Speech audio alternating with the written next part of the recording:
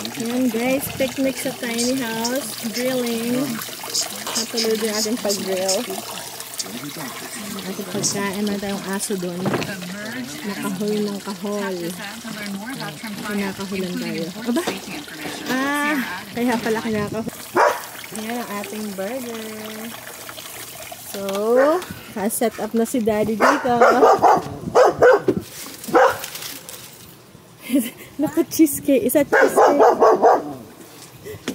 They're not scared? No. Oh, there's another one there. There are too. Cheesecake and Jackie. I don't think it's Oh, it's okay. It should be fine. Yeah, it should be fine because that's it, right? Only 6. So, ito yung ating kay Dading kinat up. Ito pa buns. Tapos, mayroon tayo ditong iba-ibang of course, may mayonnaise. Mama. That's okay. I got it. Ayan. Mama, look.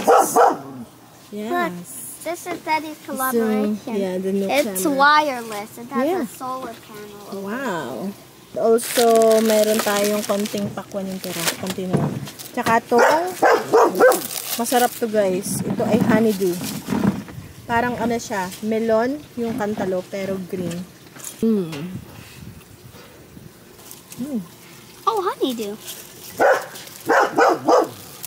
Disconnected. What? I don't know. Oh, that's Bluetooth speaker. We don't have plates. We have plates. Mag-uulan talaga. So yan guys, ito yung aking gluten-free. Hindi siya hamburger bun. Heather. Yan pa. Ito pa. Yan tayo ng chips. Go ahead. I've never tried it with I know let me try it with the burger. The burger is the same as steak. Stop! That fly is cleaning his hands on my burger.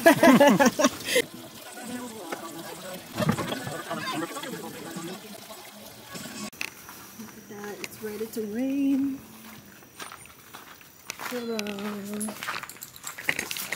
Ayan guys, magluluto tayo ng stew.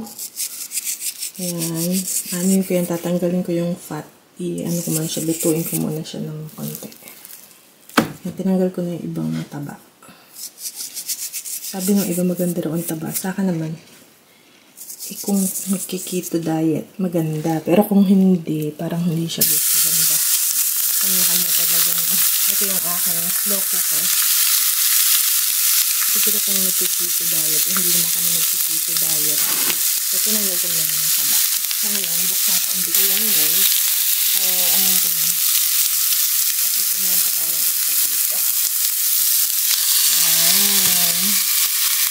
Ayan. Ito. So, lulutuin ko na yung aming lunch para bukas. Para ito kasi kami kakain sa labas. Then yung harvest natin na kamatis ko lahat yung ilalagay ko. Tatanggalin ko ang balat. Ay, nakalimutan ko na siyang lagay sa tubig. Nalagay din sa tubig. Nakalimutan. Ayan. Okay. So, dito talaga siya niluluto. Ay, may nag-comment pala, hihiwaan. Lalagyan ng X na hiwa. Ay, hindi ko na nagawa. Pasensya na, hindi ko na nagawa. Na-late na. Ngayon ko lang naalala. Busy kasi ang lola ko. Ayan. Yung dito, magigisa rin ako ng sibuyas. Maraming sibuyas sa bawang. And then, ayun naging ko din. Yung ano ka siya. Yung taba na nakuha ko. Ito may taba para pero ako lang. Parang papapulahin lang. Hindi naman lulutuin.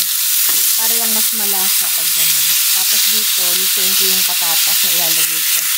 Gigisa ko. And then, ano pa ba? And, ano pa?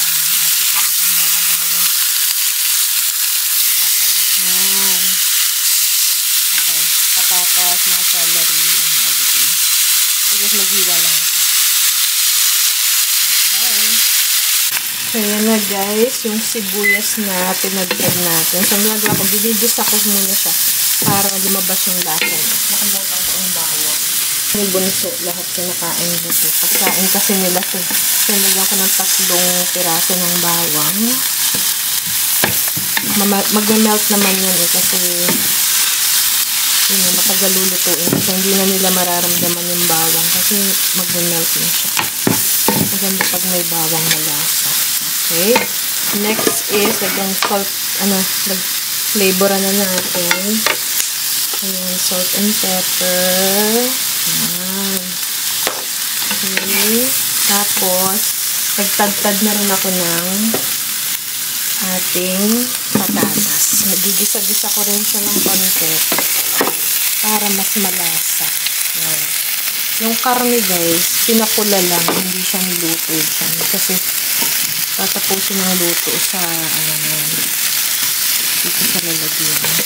Sa lalagyan? Sa slow cooker.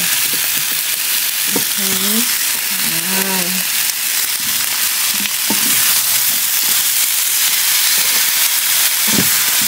Alright.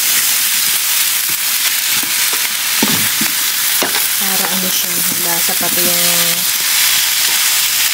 patatas, magiging malasa din siya. Okay, magiging malasa.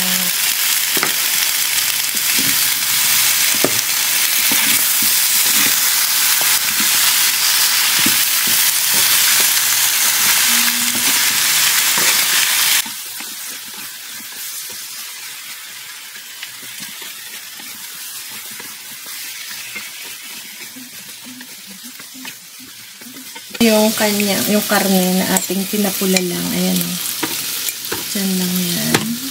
Ayan. And then, pag sasama na natin doon. Okay? Ito akong kamatis na fresh dun sa salad ko last time. Sasama ko na rin siya. Yung binlanch natin, tatanggalin ko pa siya. Okay lang naman dito yan. Kasi slow cooker naman to. Hindi natin siya kailangan lutuin kasi malamog masyado. Yes, hayaan ko lang siya dyan habang hindi pa ready. Ito naman, pinakpan ko lang siya. Mamaya, i-dump lang natin lahat. So, yan na guys. Ilagay na siya natin dito. Yung patatas. Okay, so, ito siya guys. So, ilagay na natin dyan. Okay. Alright. So, yan. Yung ating patatas at sibuyas. Yung malasang-malasa ito, guys. Next naman is yung ating ito. Yung binlunch natin na kamatis from the garden. Yun na yung tiras. Inano ko rin yung sabaw. Kinuha ko. Yan yung buto. Lalagyan natin sa compost pit natin. So, isama lang din natin yan dyan. Very, ano lang to, parang dump lang lahat. And then, yan na yung ating stew for tomorrow. Din naman yung patatas. Tapos, maluluto na yun, guys. Naka-slow lang siya. Pwedeng high. Kaya pag high, pansin ko, kasi hindi talaga to pwedeng madaliin. Kaya dapat, ngayon, 12 o'clock ng umaga. 12:30. Ang kain nito isa tanghali pa. Yun yung pinaka-diba. Sa umaga, hindi pa siya ganun ka-ready. So, yan, guys. So, lalagyan ko lang siya ng salt and pepper. And tapos na. And also celery. Tapos na siya, guys. Ayan lang. Naka-low lang siya for siguro 14 hours. Pwedeng i-high ngayon nga. Nalalamog masyado yung gulay. Pagka low lang is kasi slow cooker to, so dapat slow lang talaga ang pagluto sa kanya. Tama lang yung hindi nalalamog yung patatas. Buo pa rin siya. Ganun. So, very nice lang. Okay, so next. Ito naman yung ating buto, syempre. Dito sa ating compost pit. Compost, container. So, yan na guys.